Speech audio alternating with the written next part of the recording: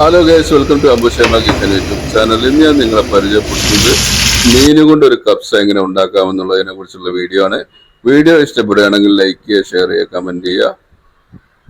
ഇനി മീനൊന്ന് മസാല പുരട്ടിയെടുക്കണം. മുളക് പൊടി, മഞ്ഞൾപ്പൊടി, ഇഞ്ചി വെളുത്തുള്ളി പേസ്റ്റ്, ചെറുനാരങ്ങ നീരെല്ലാം ചേർത്ത് മീനൊന്ന് മസാല പുരട്ടി അരമണിക്കൂർ റെസ്റ്റ് ചെയ്യാൻ വെക്കുക. അപ്പോൾ നമുക്ക് കപ്സക്ക് ആവശ്യമായിട്ടുള്ള വെള്ളം ഇതിലേക്ക് വെച്ചിട്ടുണ്ട്. ഇതിലേക്ക് ഗരം മസാല, ഉള്ളി, ഇഞ്ചി, വെളുത്തുള്ളി എല്ലാം ചേർത്ത് നല്ലതുപോലെ വെള്ളം തിളപ്പിച്ചെടുക്കുക. ഇനി തിളച്ചതിന് ശേഷം ഒരു മീൻ കട്ട് ചെയ്തിട്ട് അതിലേക്ക് ഇട്ട് കൊടുക്കുക. ഇട്ട് കൊടുത്തതിന് ശേഷം നല്ലതുപോലെ അടച്ചു വെച്ച് വേവിക്കുക. വെന്തതിന് ശേഷം ഇതിലുള്ള ഉള്ളി, മീനും ഇതെല്ലാം കോരി മാറ്റുക.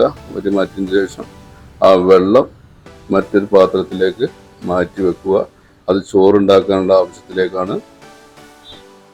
ഇനി ഓയിൽ ഒഴിച്ചു കൊടുത്ത് ഒരു ഉള്ളി ചെറുതായിട്ട് വാട്ടിയെടുക്കുക. അതിലേക്ക് തക്കാളി, ഇഞ്ചി വെളുത്തുള്ളി പേസ്റ്റ്, ഒരു സ്പൂൺ മുളക് പൊടി, ഒരു സ്പൂൺ മല്ലിപ്പൊടി, ഒരു സ്പൂൺ മഞ്ഞൾപ്പൊടി, ഒരു സ്പൂൺ കപ്സ മസാല എല്ലാം ചേർത്ത് ആവശ്യത്തിന് ഉപ്പും ചേർത്ത് ഒരു തക്കാളി ജ്യൂസ് അടിച്ചും കൂടി ചേർത്തതിന് ശേഷം നേരത്തെ മാറ്റി വെച്ചിട്ടുള്ള മീൻ പുഴുങ്ങിയ വെള്ളം, മീൻ സ്റ്റോക്ക് വാട്ടർ ഇതിലേക്ക് ചേർത്ത് കൊടുക്കുക. 2 ഡ്രൈ ലെമൺ, 4 പച്ചമുളക്, ആവശ്യത്തിന് മല്ലിച്ചപ്പും ചേർത്ത് അടച്ചു വെച്ച് വേവിക്കുക. തിളച്ച് വന്നാൽ നേരെ അപ്പോൾ തിളച്ച് വന്നിട്ടുണ്ട്. നേരത്തെ അരി കുതിർക്കാൻ വെച്ചിരിക്കും. ഞങ്ങൾ ഇന്ത്യ ഗേറ്റാണ് ഇവിടെ ഉപയോഗിക്കുന്നത് അരി.